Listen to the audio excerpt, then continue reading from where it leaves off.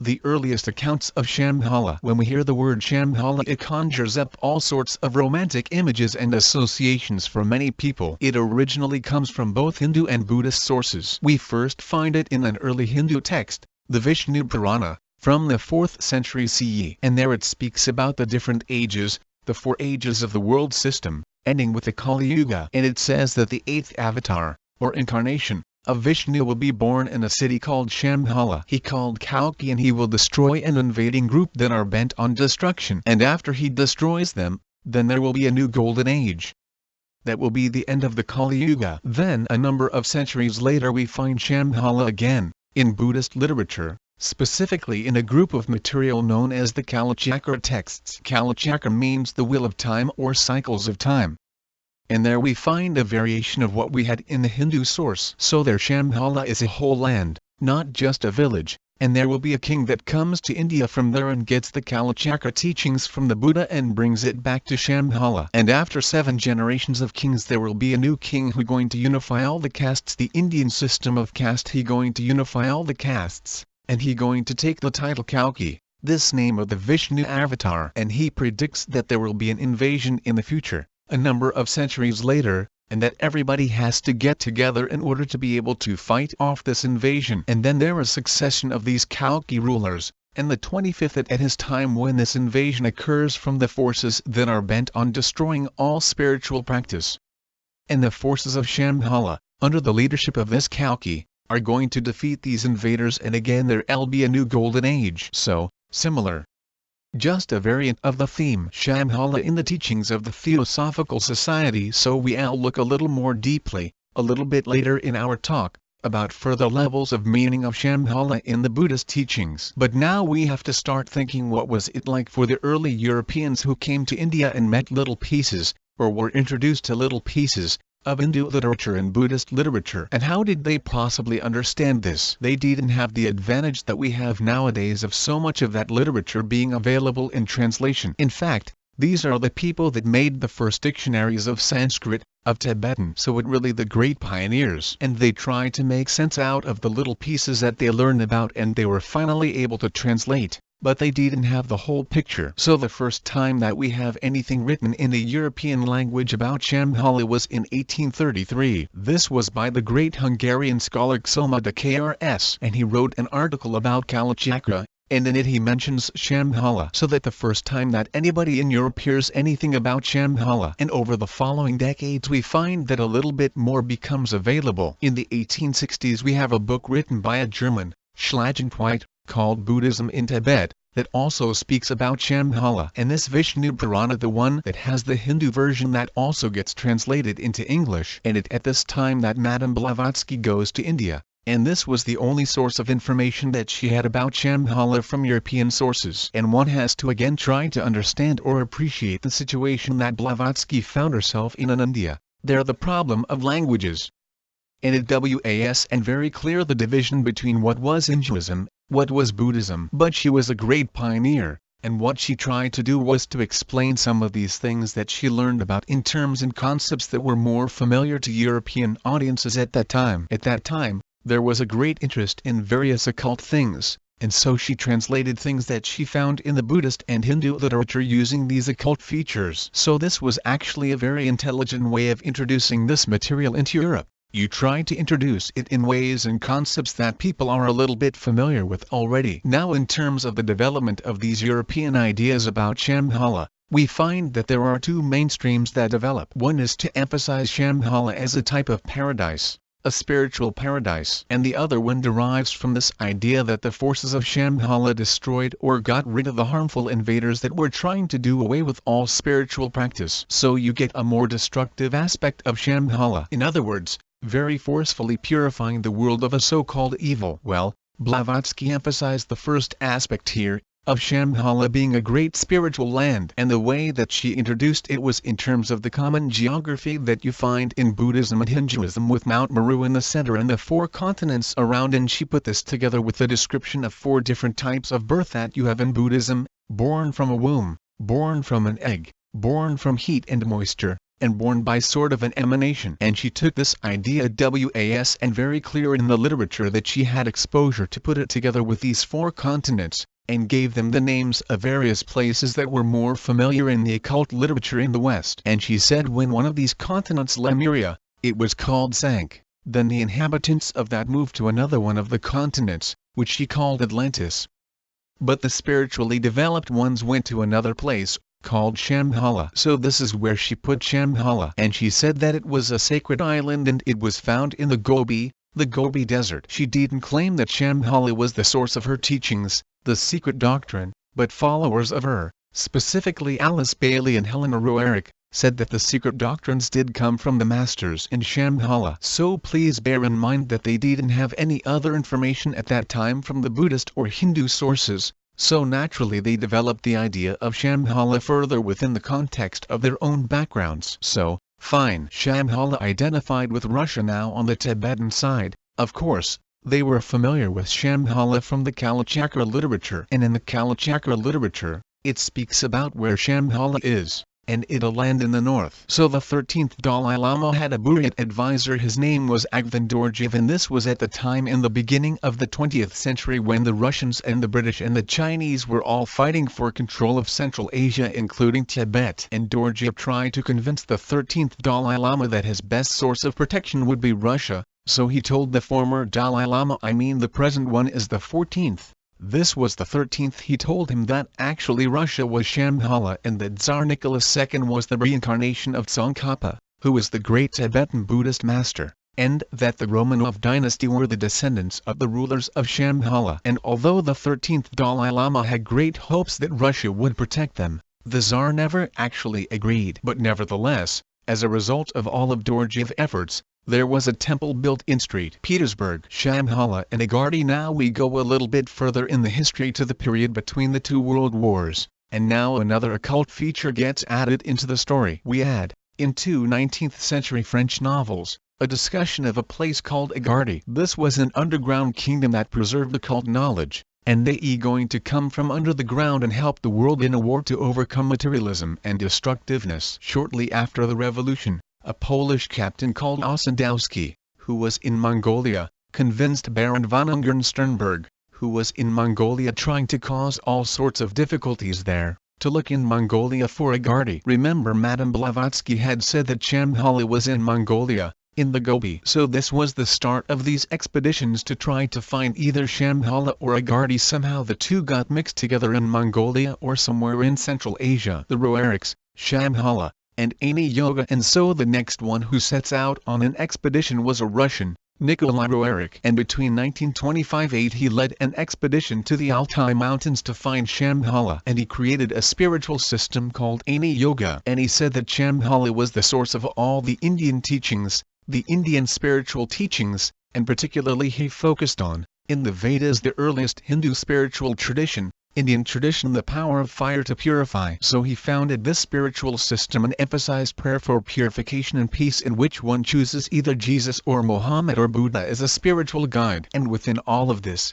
Shambhala represents the perfect embodiment of a land of peace and spiritual practice. Steiner, Anthroposophy, and Shambhala. Then we have someone called Rudolf Steiner, a German, and he left the Theosophical movement because he didn't agree with them about Krishnamurti being the new Messiah. He said that Christ will reveal the land of Shambhala with his second coming, and Maitreya will be there as the spiritual leader of Shambhala. Maitreya in Buddhism is the future Buddha, and he calls Maitreya the Antichrist and associates him with Lucifer. Lucifer, one of the names of the devil. And he will purge the world of misunderstanding of the Christian teachings and teach the true message of Christ. And his followers established what is called the Anthroposophical Society. So now we see a slight shift in the other aspect of how the idea of Shambhala developed, in the sense that it was associated with destruction, in this case with Lucifer, even that going to destroy wrong views and bring back the true teachings. Again, one has to remember that this is in a period of time when all these movements developed, when they didn't really have any further information,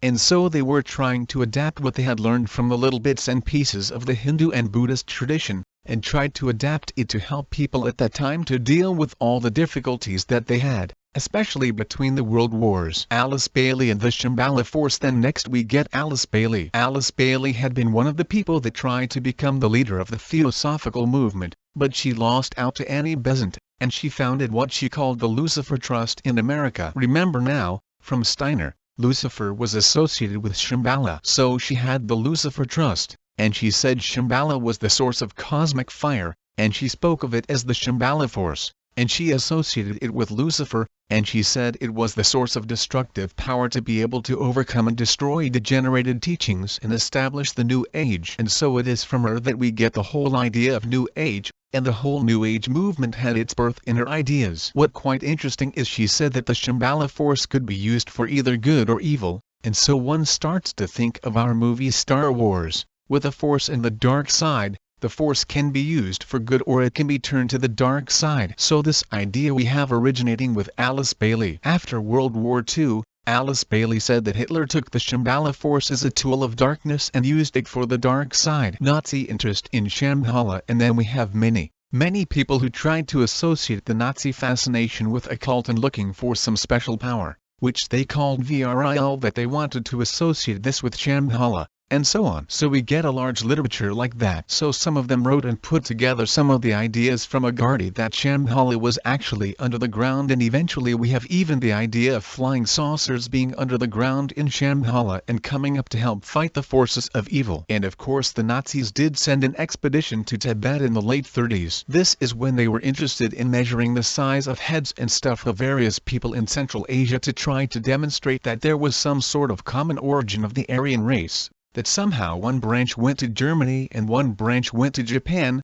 so somehow keeping the alliance between the Germans and the Japanese. And of course some people speculate that this expedition secretly had the mission to try to find Shambhala in Tibet. We see that so many different ideas developed around the story of Shambhala in our Western literature, European literature. Many Western occult spiritual traditions used Shambhala as almost like a justification of the purity of their teachings, saying that their teachings came from Shambhala. And as I said, some of them emphasized that it was a great spiritual paradise, and some emphasized this destructive nature from Shambhala, that they would destroy the degenerate ideas and bring about the new golden age. So we get this development of what we would call the myth of Shambhala. Now I think it very important to realize that just because we use the word myth here in association with the picture of Shambhala that we get in these various Western occult movements, the use of this word myth DOES and imply that the spiritual traditions that claim it is their source are not helpful traditions. They are helpful. But if we just try to isolate,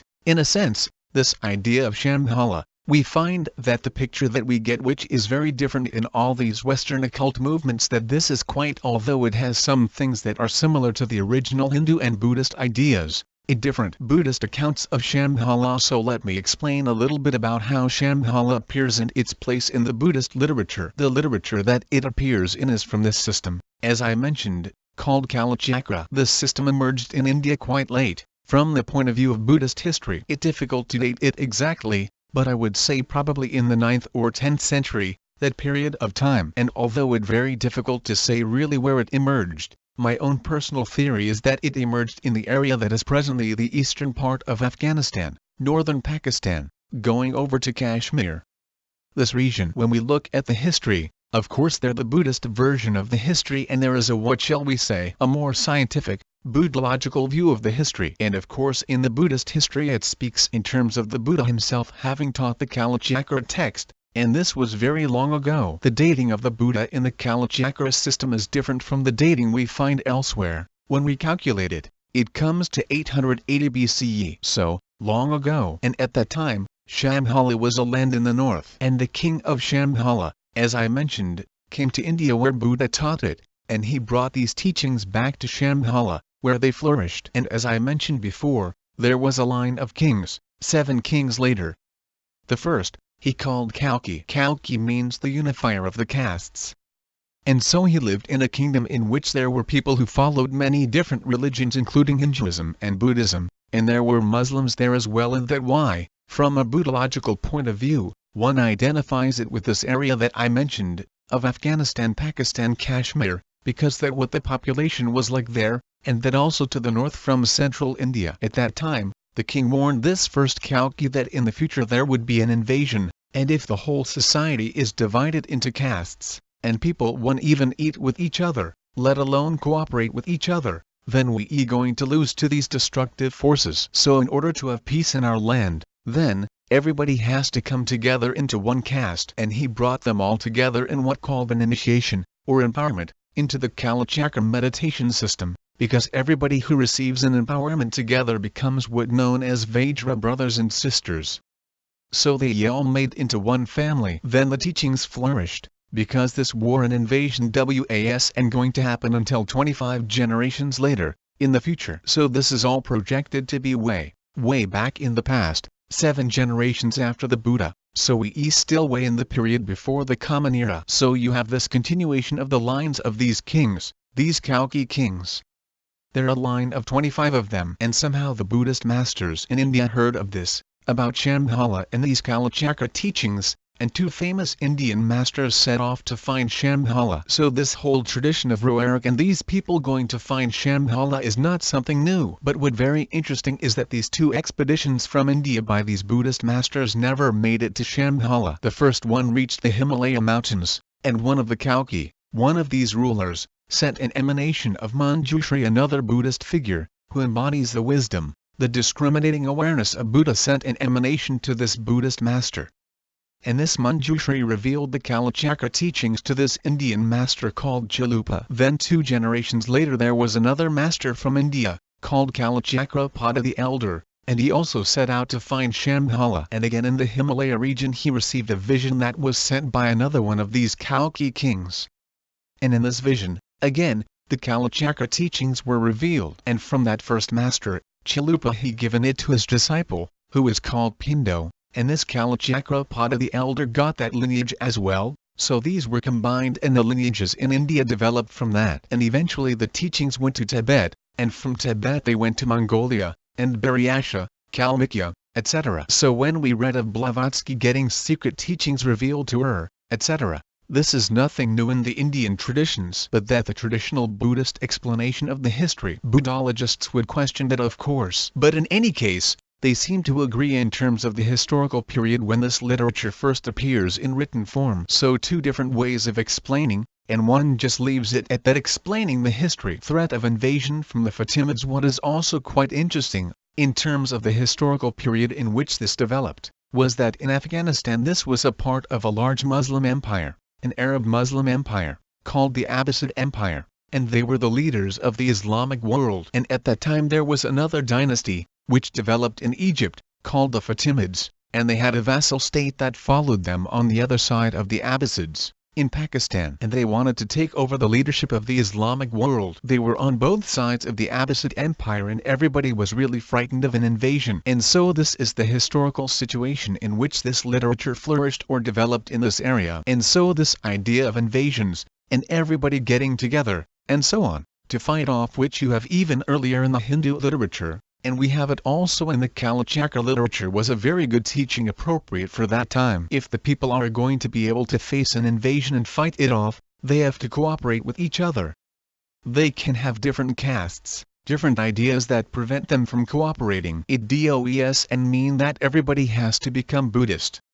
It just means that everybody has to join together. This idea that evolved in Europe of Shambhala as an area that will be a land of peace and that can bring about peace in the world, etc., has its origin back here, even historically, in the 10th century in this area of Asia. Shambhala on an external, internal, and spiritual level. Now in the Kalachakra teachings, the way that it organized is according to 3 areas. Kalachakra, as I said, means cycles of time, and it speaks of external cycles, internal cycles, and alternative cycles. And everything that is described in the Kalachakra system is going to have equivalents on each of these 3 levels. That include Shambhala as well. So we have the external level of Shambhala, and that a place which we just described where the Kalachakra teachings were preserved and flourished, which is in the north. And this place is, they have a specific location in the geography teachings, because the external cycles deal with the cycles of time in terms of astronomy, the movement of the planets. And so we have a lot of teachings on how to calculate the calendar,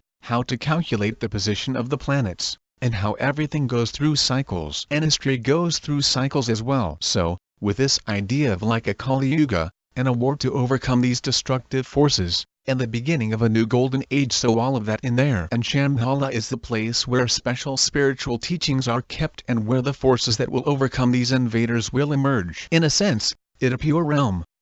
But it a pure realm within the human realm. The people who live there are humans.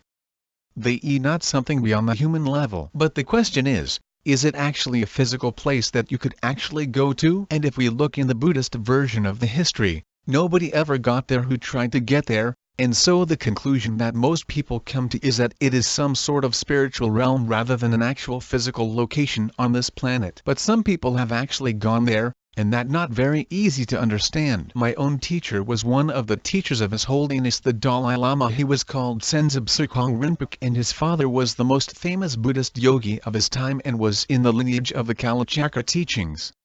It was one of his specialties. And Tsukong Rinpoche said that my father went to Shambhala and he brought back a fruit from Shambhala, and it was there in our house on the altar. So what does one make of that? But even though he says in IWOULD and imagine that he would lie that his father had brought back a fruit from Shambhala, that DOES and necessarily prove that Shambhala is a physical place that you could actually go to, because I don't believe his father actually went on a caravan out of Tibet to go to Shambhala. But obviously he traveled there in his meditation. So the usual explanation that we find of the physical places for Shambhala is that Shambhala itself is some pure human realm not in our dimension, but there can be places on our earth, a place that could represent it. Because, for instance, there are many other holy Buddhist places, like for instance the holy mountain in which Manjushri lives, Five Peak Mountain, and there is an actual Five-Peak Mountain in China which is representing that. So is that the actual place where Manjushri lives? No, but it represents it, and it a very special place. So if we look at the geography teachings in Kalachakra, it speaks about different regions, going further north, in the context of how do you measure the shortest day in the winter in these places, and it gives the measurements for that. It part of the astrology and astronomy. And if you do the calculations, it turns out that the latitude at which Shambhala is found, according to the texts, would correspond to the latitude where you would find Mount Kailash, a holy sacred mountain to both Hindus and Buddhists, and that would make sense. And also in the text you have a description of what Shambhala looks like geographically, and it a valley surrounded by mountains on all sides. And there are two little lakes joined with a piece of land in the middle of it, and that where the king had his palace. And interestingly enough, if you look at the maps of Kashmir, the Srinagar Valley looks very much like this description, so that perhaps was the model. Srinagar is the capital of Kashmir. What it seems like is that different pieces were put together from geography, from Mount Meru and Mount Kailash ideas, and so on, and everything was put together into this picture that we have of Shambhala. And the teachings that everybody should come together into one caste are very appropriate for that area at that time, because in fact they were facing the possibility of an invasion and war. The name Shambhala has the meaning of a land of bliss, and that also sometimes gets associated with Mount Kailash, that the home of Shiva. Shiva represents also bliss, etc. Now when you turn to a parallel on the internal level, then Shambhala is representing the heart chakra, which also in some systems has associated with it the place of bliss. In the internal teachings it talks about the cycles of time in terms of the cycles of the breathing, the movement of the winds or energies within the body, and so on. You have a whole big description of the chakras and the channels and the winds, and so on. And so the most important chakra is of course the heart chakra, and that represented by Shambhala. That the internal level representation of Shambhala. So then we have an alternative level, and the alternative level is, as I said, the level of spiritual practice, specifically Buddhist practice. Because when we look at the external and internal cycles, these are driven by forces of karma, it called. And so they are driven by the habits and instincts and customs that are built up by people living with a great deal of confusion about reality. And because they are confused about how they exist, about how other people exist, how the world exists, then they have a lot of disturbing emotions: greed, attachment, anger, jealousy, etc. Because they don't see the interconnectedness of everybody, and so they are very selfish. I have to get everything for me, and get everything away from me with anger and hatred that threatens me. And on the basis of that, then people act destructively, they fight with each other, hurt each other, etc., and that builds up what called karma. So it builds up habits and tendencies, and so on, to continue this whole thing in a cycle. It just goes on and on and on and on, both externally and internally, everything being out of balance. No harmony. So all the suffering and problems that we have both externally and internally are driven by these what called the winds of karma, the energies of karma, which are all based on confusion, coming from confusion and anger and hatred and greed, etc. And the aim of the Buddhist practice, Kalachakra practice, is to overcome all of this, those energies of karma, right? That the real battle and the invaders are these winds of karma, these energies of karma. And the way to bring about liberation from all of this piece is first to do that internally, and that will spread externally. So how do we do this? In order to be able to overcome these forces of karma, these winds, these energies that are running wild through the body, you have to bring them all together. And so through various types of yoga practices that are done in what called Tantra practice, one works to bring all these winds and energies together into the heart chakra on the basis of having correct understanding of reality, and having a proper motivation, and perfect concentration, ethical disciple, and so on. This is a very advanced practice. But at the same image that we had in terms of the Kalki, the holder or unifier of the castes, all these different winds of karma, energies of karma, running wild through the body are like the different castes not cooperating with each other, and in Shambhala you have to bring them all together into one caste. So in the heart chakra you have to bring all these winds together and make them one, and, in this case, dissolve them. And when one does this and succeeds, then you get to what known as the subtlest level of mind, it known as the clear light mind. And that clear light mind is the deepest ultimate meaning of Shambhala, because it with this mind that one is able to get the perfect non-conceptual understanding of reality and actually gain liberation and enlightenment. So that the ultimate level of what Shambhala is representing, that is in fact the land of peace. Conclusion: we can see from this brief discussion that there are, in the actual teachings about Shambhala in the Buddhist sphere, many pieces, and these pieces give different aspects of these Kalachakra and Shambhala teachings. There are many different levels, and the early European pioneers who came to India only were able to pick up little pieces of it. They didn't have available to them at that time at WAS, and their fault, but they didn't have available to them at that time the translations of the full picture. So they got the general idea, with this idea of Shambhala representing like a spiritual paradise, a land of peace, which on the one hand led to the idea of Shangri-La that you find in this novel, Lost Horizon, by James Hilton. And also the idea of Shambhala as being the source of overcoming, in a sort of destructive war sense, the forces of ignorance, non-spirituality.